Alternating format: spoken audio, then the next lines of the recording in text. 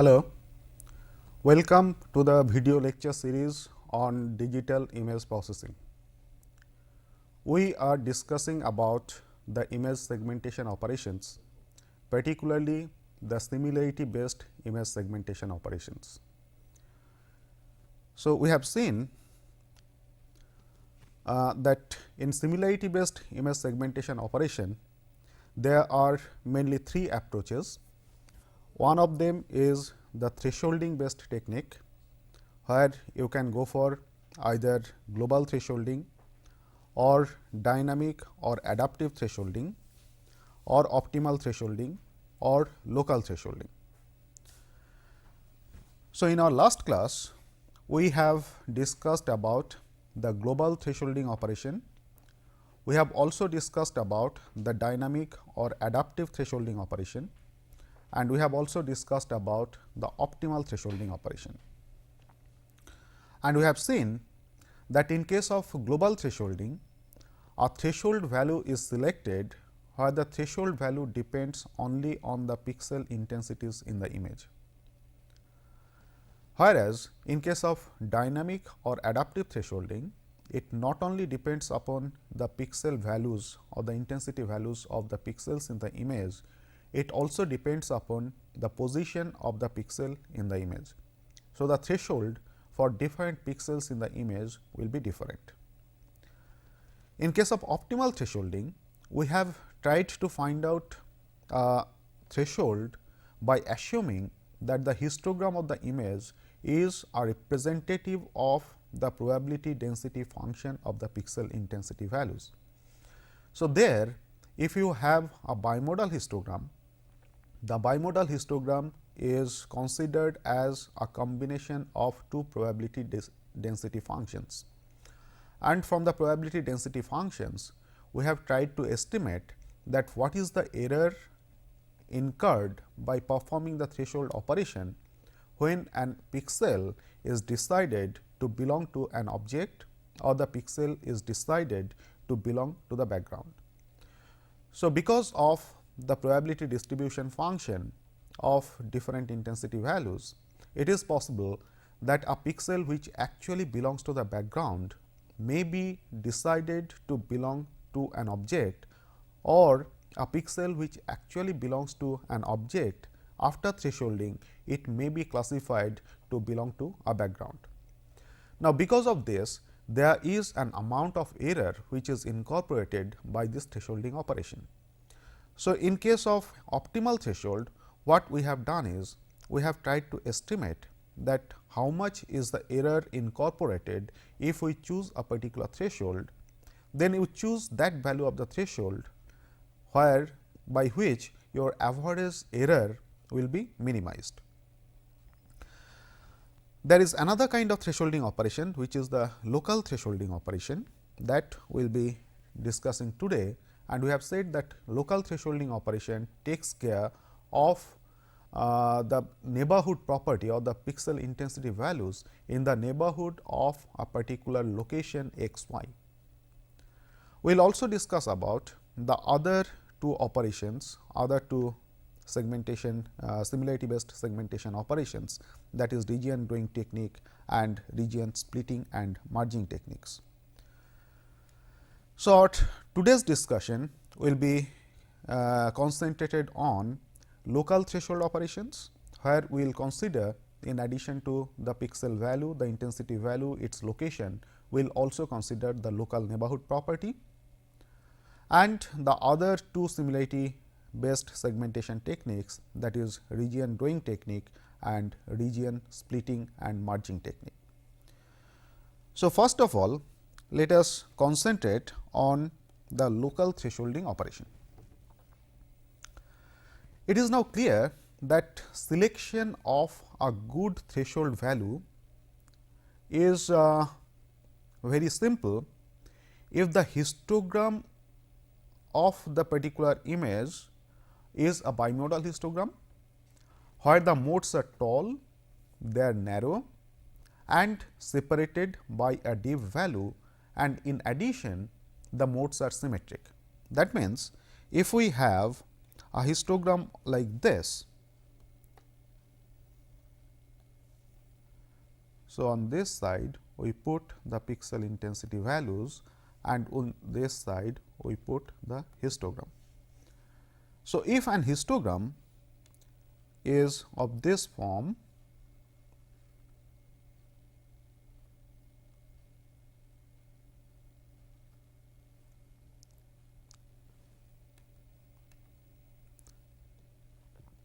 then we can very easily choose a threshold within this valley region. These are the two histogram modes or two histogram peaks, which are separated widely by a value by a valley, and within this valley region we can choose a threshold. And by using this threshold, we can segment the image properly. But what happens in most of the cases is that the histogram is not so clear, it is not so clearly bimodal. And this threshold selection is also becomes easy if the histogram is symmetric. That means, the area occupied by the object and the area occupied by the background pixels, they are more or less same. The problem that occurs, that if I have an image like this,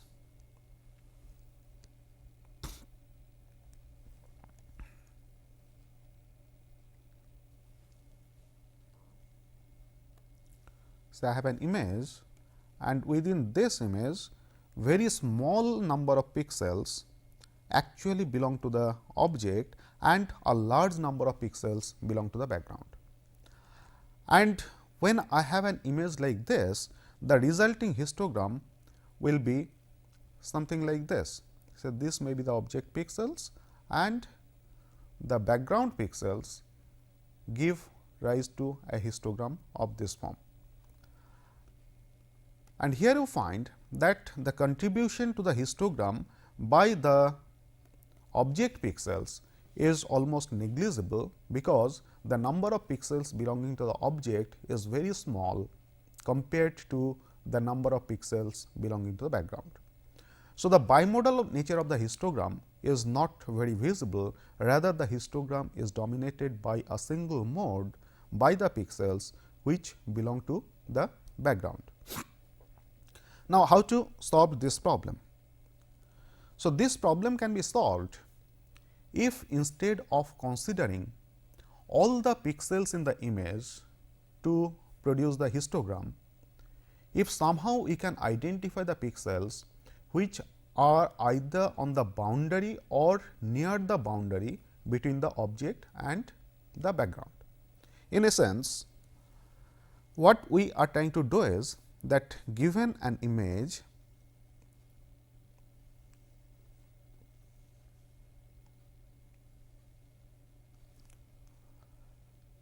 with an object inside,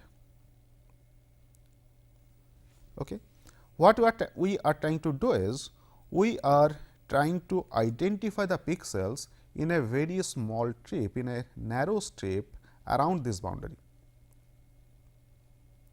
So, if we consider only these pixels around the boundary to form the histogram, the advantage in this case is, since we are considering only these pixels near the boundary to form the histogram is will be symmetric. That is, the area of the pixels within the object region and the area of the pixels and the number of pixels within the background region, which are being considered to form the histogram, these two numbers of pixels belonging to the object and the number of pixels belonging to the background, they will be more or less same, almost same.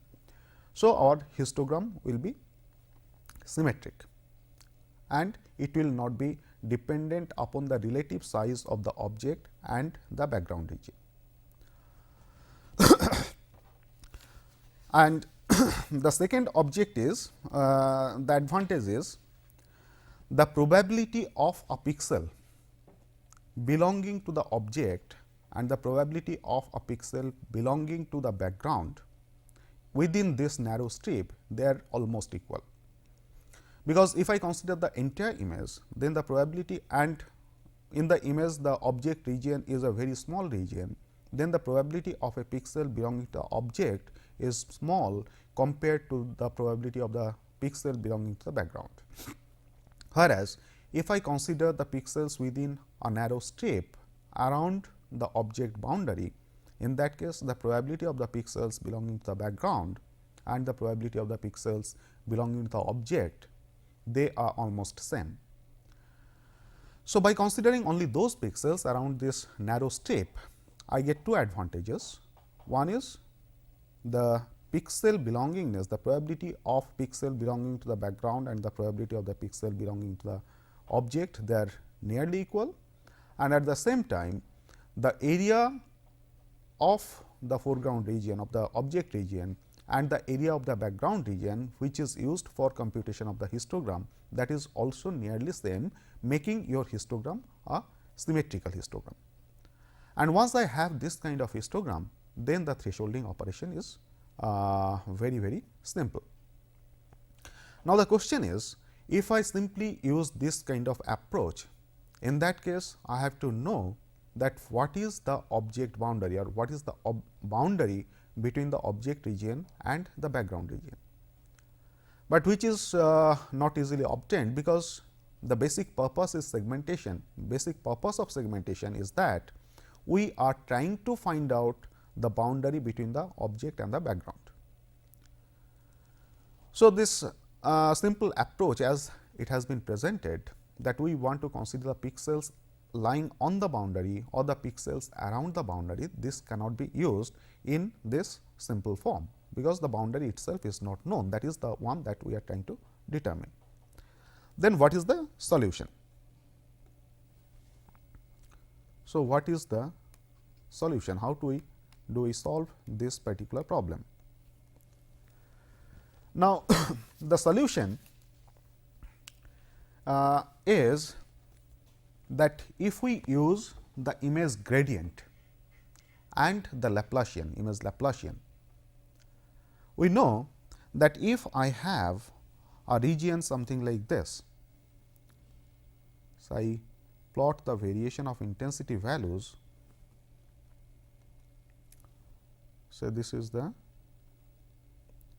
pattern of intensity values in an image. So, obviously, we are putting it in one dimension, the two dimension is now mapped to one dimension. So, this is my pixel location, say x, and this is the f x. So, this is the variation of intensity along the x direction. If I take the gradient of this, and as you know that the gradient is first order derivative operation. So, if I compute the gradient of this, the gradient will appear something like this.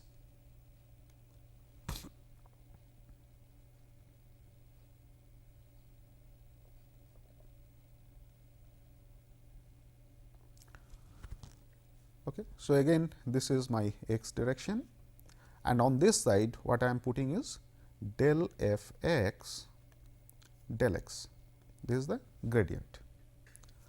And also if I take the Laplacian, which you know is the second order derivative operator, the Laplacian will appear in this form.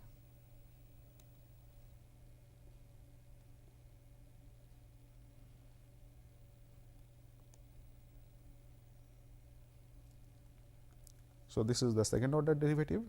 Again on this direction we are putting x, on this direction we are putting del 2 f x by del x 2. So, this is f x, this is gradient, and this is Laplacian. So, we have seen earlier that an estimate of the edge points can be obtained from the gradient operator and from the Laplacian operator. And we have discussed earlier that the Laplacian operator is affected to a large extent by the presence of noise. So, the output of the Laplacian operator is not directly used for edge detection purpose, but it is used to provide secondary information. So, what we do is you do the gradient operator output to determine the position of the edge points, and the output of the Laplacian operator is used to determine whether a point is lying on the darker side of the edge point or it is lying on the brighter side of the edge point. So, as has been shown here that coming to this intensity distribution, you find that this is the bright side and this is the dark side. And if I compare this Laplacian, you find that on the bright side of the edge, the Laplacian becomes negative, whereas on the dark side of the edge, the Laplacian becomes positive. So, by making use of this information, we can say that whether a point is lying on the dark side of the edge or it is lying on the bright side of the edge. Okay. So, our approach is, though we have said that we want to consider only those pixels for generation of the histogram which are lying either on the boundary, either on the edge between the object and the background.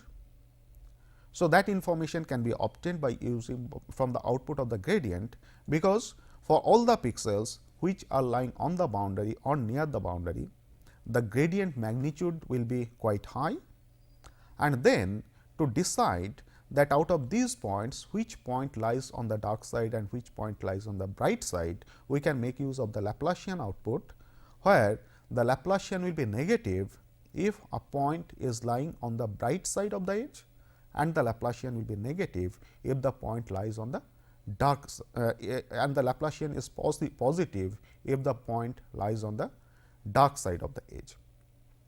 And we have seen earlier that in case of an image where the image is modeled as a two-dimensional function f x y, the gradient of this image, that is grad f, magnitude of this is given by magnitude of g x plus magnitude of g y, or square root of g x square plus g y square, where this g x is nothing but partial derivative of f x y with respect to x, and g y is nothing but partial derivative of f x y with respect to y. So, g x is del f x y del x and g y is del f x y del y. And similarly, the Laplacian of this image, that is del square f, is given by del 2 f by del x 2 plus del 2 f by del y 2. And we have seen earlier that to implement these operations in case of digital image, we can have different types of operators, differential operators. One of the operator can compute this grad f, and the other operator, that is Laplacian operator, can compute the Laplacian of the given image f x y. So, here what we are trying to do is, we are trying to estimate whether a point is lying on the edge or the point is within a small region near the edge, and then whether the point is lying on the dark side of the edge or it is lying on the bright side of the edge. So, if I assume that we have an image where we have dark object against a bright background, in that case for the object pixels, the Laplacian near the edge will be positive, and for the background pixel, the Laplacian near the edge will be negative. So, simply by making use of this property, what we can do is, we can create from f x y, then grad of f, gradient of f, magnitude of this, and del square f. From these three, I can create an image which is say s x y, and we will put s x y is equal to 0 if gradient of f is less than some threshold t, where it indicates that if the gradient, as we have said, that on the edge points or the points near the edge, the gradient value will be high. So, if the gradient value is less than some threshold t, we assume that this point does not belong to edge point, does not belong to an edge, or this point is not even within a region near the edge. So, for such points we are making S x y is equal to 0, and we will put S x y is equal to positive if gradient of f is greater than or equal to t, indicating that this is an edge point or this is a point near the edge, and at the same time if del square f is greater than or equal to 0, which indicates that this point is on the dark side of the edge. That means, in this particular case, since we are assuming that we have dark objects against a background. So, this is a point on the object side. So, or it is a object point near the object and edge boundary, and we will put S x y is equal to negative if it is an edge point or a point near the edge, for which again del of f will be greater than or equal to t, and the Laplacian, that is del square f, will be less than 0. So, what we are doing is we are creating an image S x y, which will have values either 0 or positive or negative. Now, for implementation, what we can do is these three symbols 0, positive or negative can actually be represented by three distinct intensity values. Say for example, 0 may be represented by 0, positive may be represented by an intensity value say 128, and negative may be represented by an intensity value say 255. So, three distinct intensity values will represent these three different symbols 0, positive and negative. And then what we have to do is we have to process this intermediate image S x y to find out the object boundaries or the object regions. So, here you find that in this representation, if S x y is equal to 0, that represents the point does not belong to the boundary between object and the background. If it is positive, then the object belongs to the then the pixel belongs to the object region. If it is negative, then the pixel belongs to the background region. So, by using this kind of processing, an intermediate image that we can get will be something like this. So, here you find that we have an image which contains one of these three symbols, either 0, positive or negative, and here what we have done is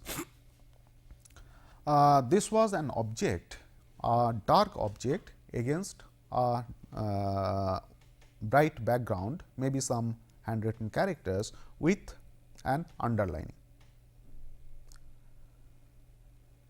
And this information can be processed to find out this intermediate image can be processed to find out the object region and the background region. So, once I get an image of this form, you find that if I scan the image either along a horizontal direction or along a vertical direction, then I am going to get a pattern of these three symbols. Now, what will be the nature of this pattern? Say for example, whenever there is an edge, say I have this image, this intermediate image, and I want to scan the image from along a horizontal line from left to right. Now, while scanning this, since I have assumed that I have dark objects against a bright background, so whenever there is a transition from the background region to the object region, then I will get a situation something like this, I will get a point having a negative label followed by a point having a positive label. So, a negative followed by a positive, this indicates that I have a transition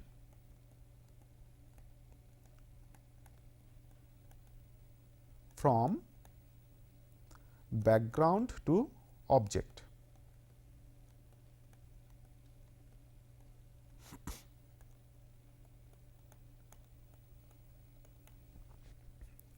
Similarly, when I am scanning, I am moving from object to the background region, then the combination of these two symbols will be just opposite. So, here because I am moving from object region which is dark to the background region which is bright. So, the combination of the symbols that I will get is a positive followed by a negative. So, whenever I get this kind of transition, that is from a positive to a negative, this indicates that I have a transition from object to background.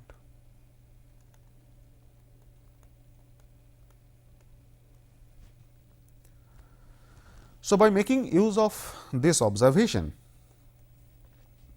if I scan a particular horizontal line or a vertical line, then I get a sequence of symbols, where the sequence of symbols will be something like this. I will put this as say star, star, star, followed by a negative, followed by a positive, and then I will have a 0 or positive, followed by positive, followed by negative, and then again a number of stars.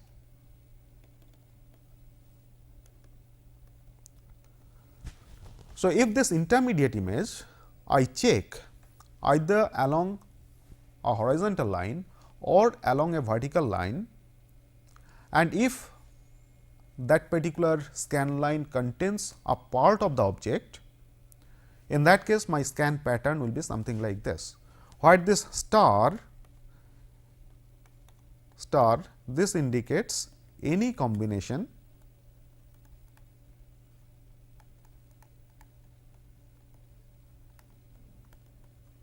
of 0, positive or negative. Okay. So, here you find that firstly I can get any combination of 0, positive or negative, and then whenever I have a transition from the background region to the object region, I will have a negative followed by a positive, and then within the object region I can have either 0 or positive symbols. Then when I am moving from the object region to the background region, I can have a transition from positive to negative, and then again on the rest part of this scan line I can have any combination of 0, positive or negative. And you find that this is what is actually represented in this particular image. When I move along any scan line, say for example, I am moving along this particular scan line.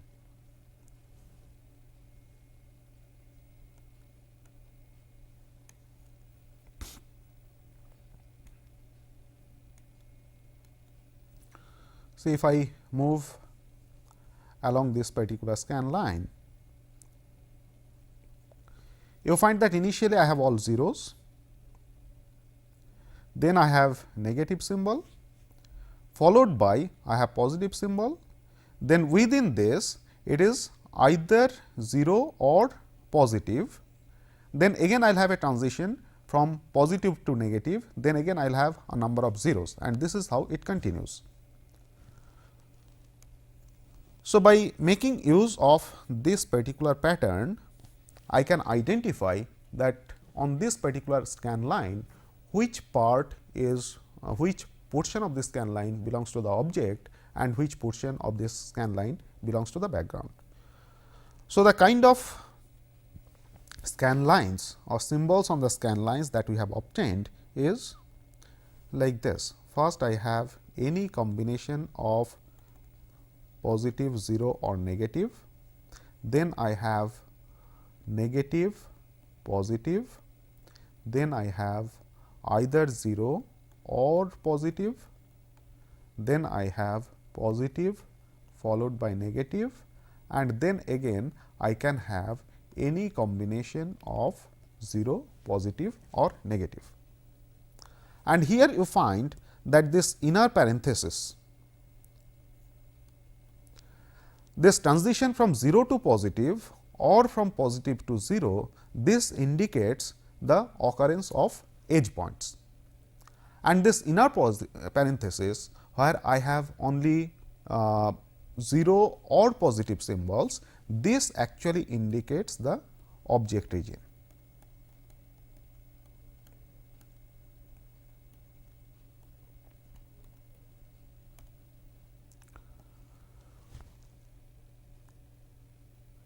So, for segmentation purpose, what I can do is, when I scan this intermediate image S x y either along a horizontal line or along a vertical line, then only this part of the scan line which is represented by this scanner inner parenthesis, all those points I will make equal to 1, and the rest of the points on this scan line I will make equal to 0.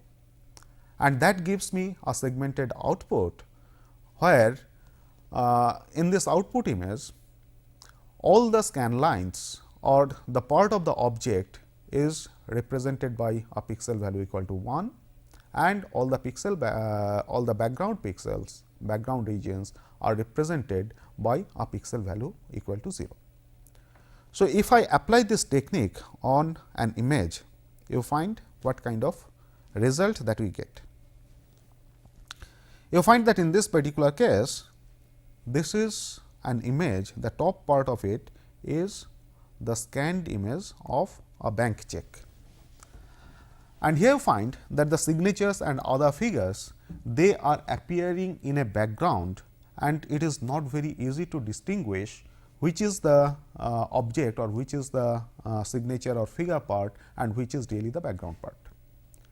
And by making use of this kind of processing and filling all the object regions either with 0 or 1, we can clearly segment out the signature part and the figure part. And here you find that this kind of output possibly we cannot get by making use of any of the global thresholding approach, but here by using this local thresholding, and we call it local thresholding because to find out this threshold, what we have made use of is the gradient of the image and the Laplacian of the image. And the gradient and Laplacian, these are local properties local to a particular pixel location. So, the kind of thresholding which is inbuilt in this kind of segmentation operation, that is what we call as local thresholding. So, with this we have discussed about the different kind of thresholding operations. In our earlier class, we have discussed about global thresholding, we have discussed about the dynamic or adaptive thresholding, we have discussed about the optimal thresholding, and now what we have discussed about is the local thresholding, where this local thresholding operation makes use of the image gradient and image Laplacian, and as we said that this gradient and Laplacian, these are local properties to a particular pixel location. So, the kind of thresholding which is embedded in this application is nothing but a local thresholding operation. Though this segmentation operation is obtained by scanning the intermediate image that is generated, there is no direct thresholding operation involved in it, but the kind of operation that is embedded in this approach is nothing but what we call as a local thresholding operation. Now, let us go to the other approaches of segmentation. We have said there are two other approaches of similarity based segmentation operations. One of them is region growing segmentation, the other one is called splitting and merging segmentation operation. So, first let us talk about the region growing operation.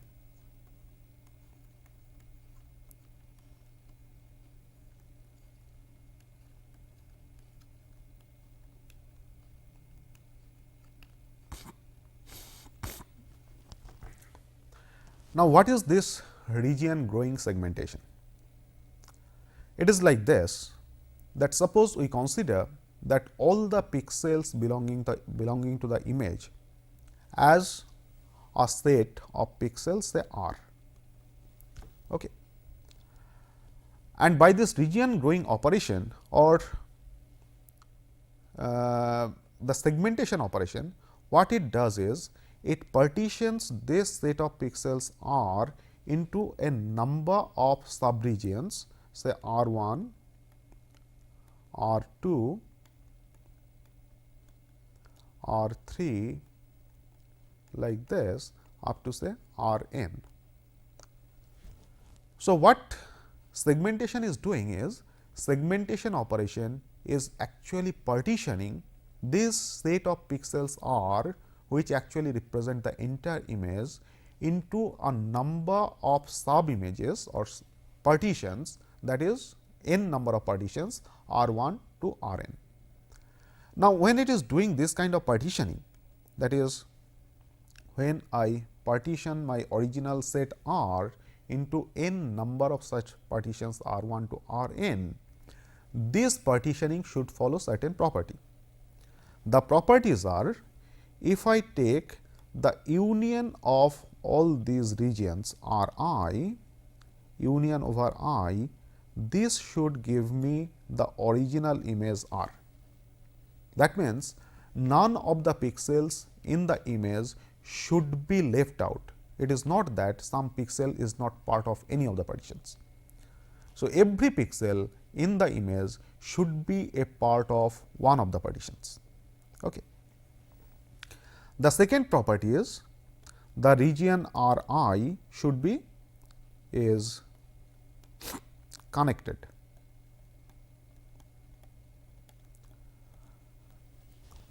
And we have defined earlier that what do we really mean by a connected region.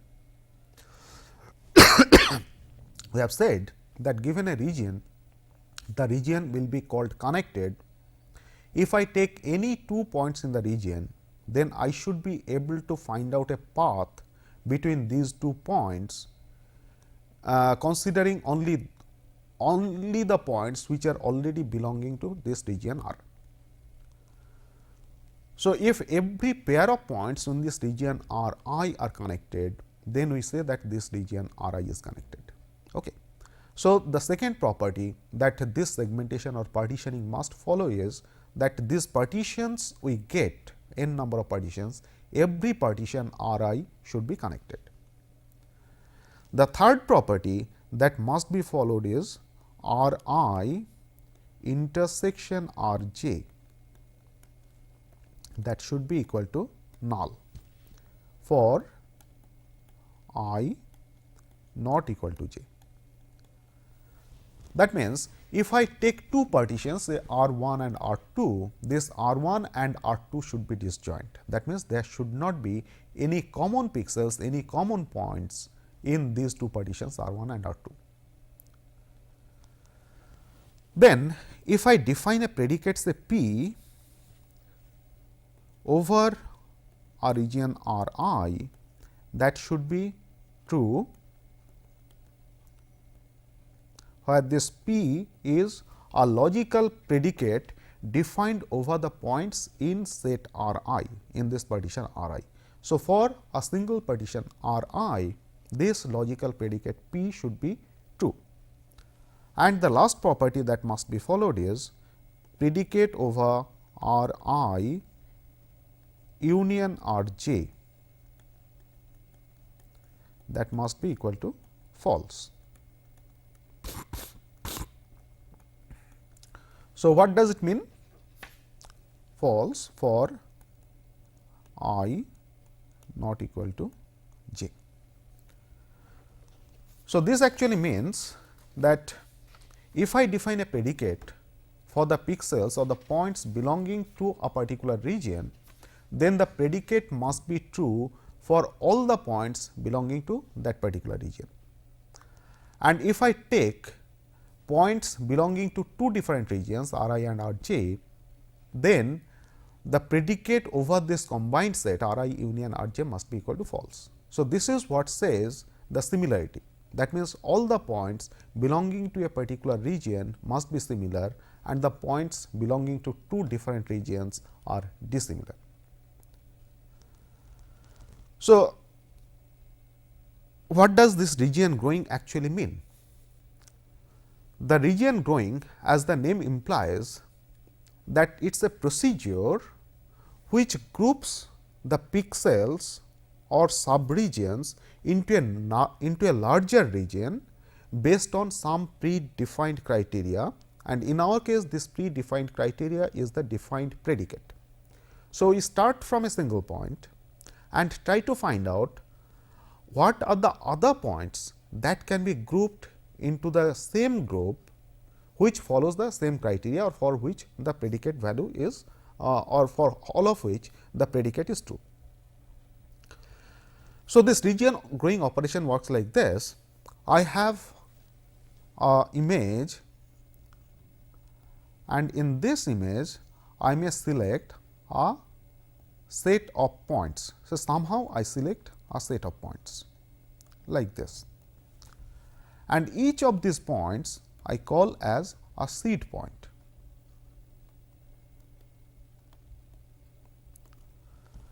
And then what region growing operation tries to do is, it tries to grow the region starting from the seed point by incorporating all the points which are similar to the seed point. Now, this similarity measure can be different types. For example, we can say that two points are similar if their intensity values are very close, and the points are dissimilar if their intensity values are widely different. And one of the condition that we have said that the points must be connected. That means, coming to this image again, say I have this big image,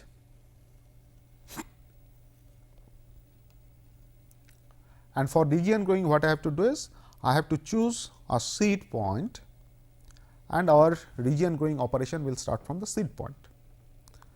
So, for this purpose what I will do is, I can define I can have a 3 by 3 neighborhood around this seed point, and since one of the property that these partitions have to follow. So, what I am doing is, I am choosing this 3 by 3 neighborhood around this seed point, and since one of the property that these partitions have to follow is that every region or every partition has to be connected.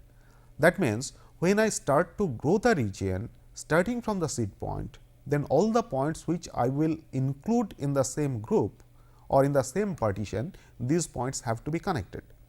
That means, I have to start growing this region from the points which are connected to this seed point. So, here if I use the 8 connectivity concept of 8 connectivity,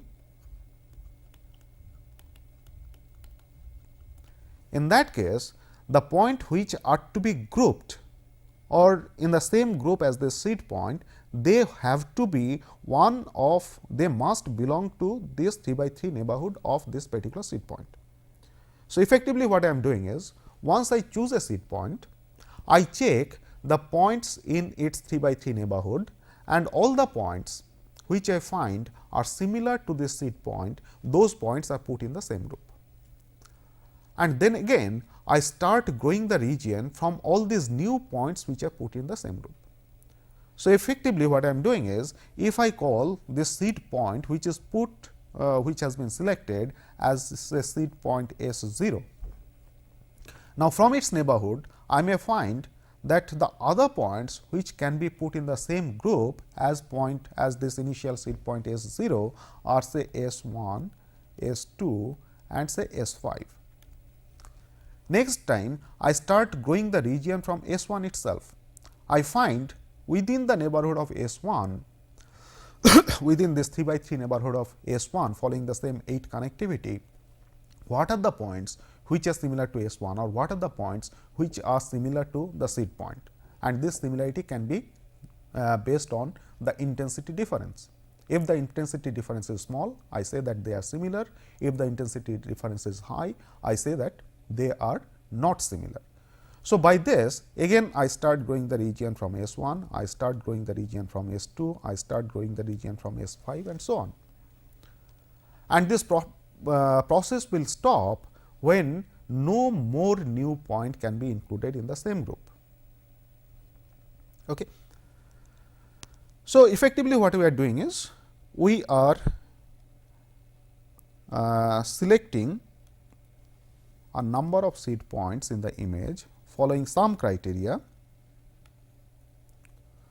So, we have selected a number of seed points. So, this seed point selection is application dependent, and once we select the seed points, then from the seed points we start growing the region in different directions by incorporating more and more points which are connected as well as similar. And at the end what we have is a number of regions which are grown around these seed points. Okay. So, this is what is the basic region growing operation, and you find that this basic region growing operation can be very easily implemented by using some recursive algorithm.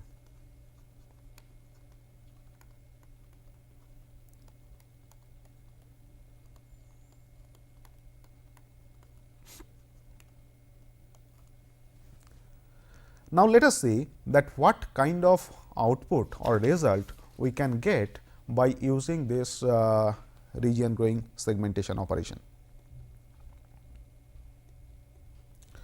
So, here is an example. This is the X-ray image taken from a weld, and you find that in case of this X-ray image, there may be some cracks within the welded region, or there may be some faults within the welded region, and these faults can be captured by using an X-ray image. So, this top left one, this is the X-ray image of an welded part, and the nature of the problem says that whenever there is a fault, then the faulty regions in the X-ray image are going to have very high intensity values. So, here on the left hand side, it is first a simple segmentation operation, the thresholding based segmentation operation, where these are the pixel values, these are the regions having pixel values near an intensity value of 255, that is the maximum intensity value. And as we said that these faults usually appear as higher intensity values in the X-ray image. Then what you do is the seed points are actually selected as all the points in this thresholded image having a value of 255 after the thresholding operation, and then you start the region growing operation around each of these seed points. So, if I grow the region around each of the seed points, now when you go for this region growing operation, the region growing operation has to be done on this original image, not on the thresholded image.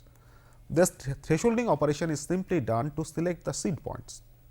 Once you get the seed points, come to the corresponding seed point location in your original X-ray image and grow the region starting from those seed locations within the original X-ray image. And this one shows the grown regions. And now you find that if I superimpose the boundary of these grown regions, each of them are the grown region. So, if I superimpose the boundary of this grown region on this original X-ray image, this superposition output is shown on the bottom right image. Here you find that these are actually the boundary regions, boundaries which are superimposed on the original image. So, you find that your segmentation operation in this particular case is quite satisfactory. So, by using the similarity measure and incorporating them along with the region growing operation, we can have quite satisfactory segmentation operation. Okay. So, the next type of segmentation that we said that we will discuss about is splitting and merging operation. splitting and merging. Here again, since what we are trying to do is we are trying to form a segment of all the pixels which are similar in intensity values or similar in some sense. Our approach in this particular case will be that if I have an image say R, first you try to find out whether this entire image region is similar or not, or whether the intensity values are similar. If they are not similar, then you break this image into quadrants. So, just make 4 partitions of this image. Then you check each and every partition in this image. If they are similar, if all the pixels within a partition is similar, you leave it as it is. If it is not similar, then again you partition that particular region. So, initially suppose this was region R 0, this was region say R 1, this was region say R 2, this was region say R 3. Now, this R 1 is non-uniform. So, I partition that again, making it R 1 0, R 1 1, R 1 2 and say R 1 3. And you go on doing this partitioning until and unless you come to a partition size which is the smallest size permissible, or you come to a situation where the partitions have become uniform. So, I cannot partition them anymore. And in the process of doing this, what I am doing is I am having a quad tree representation of the image. So, in case of quad tree representation, if root node is R, my initial partition gives me 4 nodes R 0, R 1, R 2 and R 3. Then R 1 I am partitioning again in R 1 0, R 1 1, R 1 2 and R 1 3. Once such partitioning is complete, then what you do is you try to check all the adjacent partitions to see if they are similar. If they are similar, you merge them together to form a bigger segment. So, this is the concept of splitting and merging technique for segmentation. Now, let us see this with the help of an example. Say I have an image of this form. When you come to this original image, you find that here I have this background, and on this background I have this object region. This is obviously non-uniform. So, what I do is I partition them into 4 quadrants. Each of them are non-uniform. So, I have to partition them again. So, let us take one particular partition, example of one particular partition. So, I partition them in 4 again. And here you find that this particular partition is uniform. So, I do not partition it anymore. The rest of the partitions I have to go for sub partitioning like this.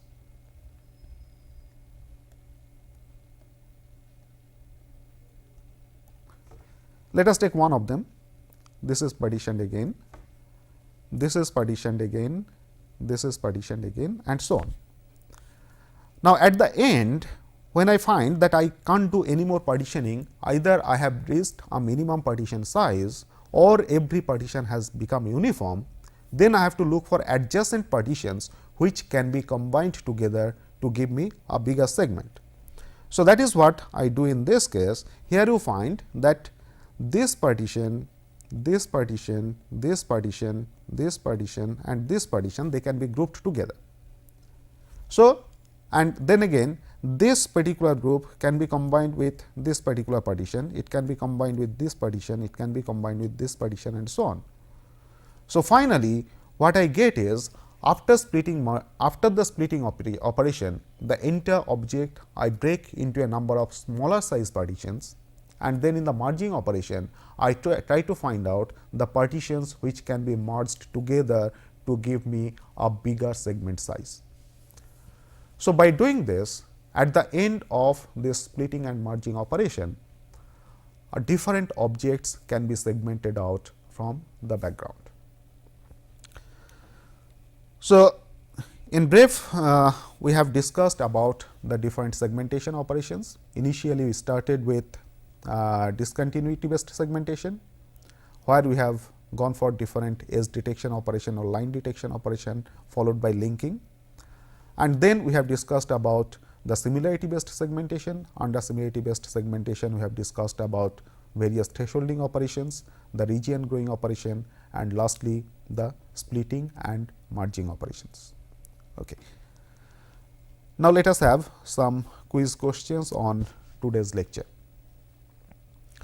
The first question: how do the gradient and Laplacian operators help in threshold detection? Second question: why are the thresholds so obtained categorized as local thresholds? Third question: how will the combination of 0, positive and negative on a scan line look like if the line contains multiple object parts? Fourth question: how to choose the seed points for region growing operation? And the last question: does the region growing operation depend upon the choice of seed regions, or does the result of region growing operation depend upon the choice of seed regions? Thank you.